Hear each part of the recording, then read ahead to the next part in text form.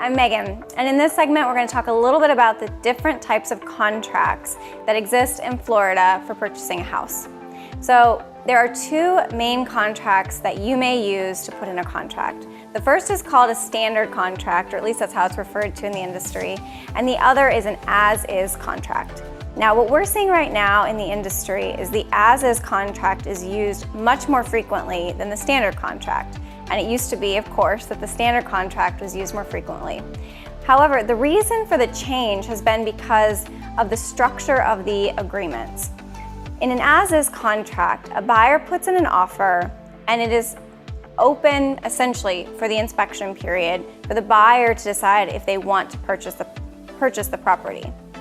In a standard contract, you also have an inspection period, but people are a little bit more locked into that agreement. So going back to the as-is contract, you'll set up from the outset an inspection period. That's usually from 10 to 15 days. 15 days is the standard language in the contract, but oftentimes we see buyers shorten that a little bit to make a more attractive offer for the seller. During the inspection period, you of course bring out your inspectors and have the property inspected. If for any reason you want to back out of the contract, then you can do so. You do have to usually provide some reason for that. And usually that'll come out of the inspection report. Now, you also, in an as-is contract, have the ability to put additional contingencies on. So if you want to make sure that the property will appraise, you can add an appraisal contingency to the as-is contract.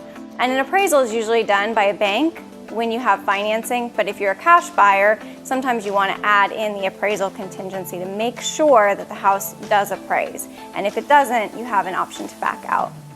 The as-is contract also has some of the same standard elements that the standard contract has, which is an escrow deposit amount. So that's the amount of money you'll put down up front that you could lose down the road if you were to get through the inspection period and then want to walk away. The escrow amount is usually about 10%, and that's true for the as-is contract and the standard contract. Now, moving to the standard contract, in that contract you have three specific component parts to what a seller may be required to do based on your inspection.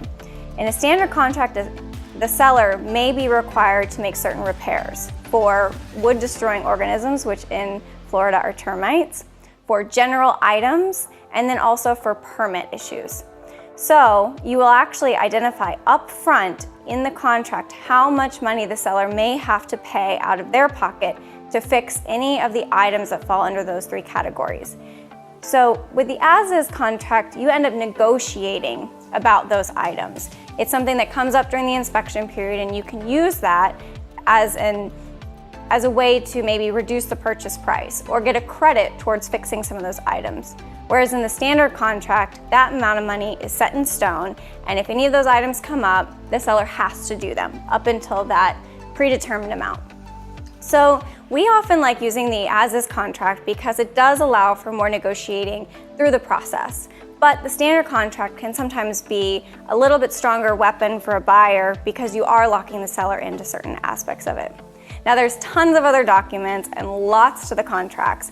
And as an attorney here in the state of Florida, it's something I take very seriously. And any realtor really needs to as well. Throughout the process, you'll be making adjustments, adding what are called addenda. Different documents will have to be included. And so you really need someone who's knowledgeable about it. They don't have to be an attorney, but it helps. In the next segment, we'll be talking a little bit about how you will actually go through negotiating the offer when you put it in.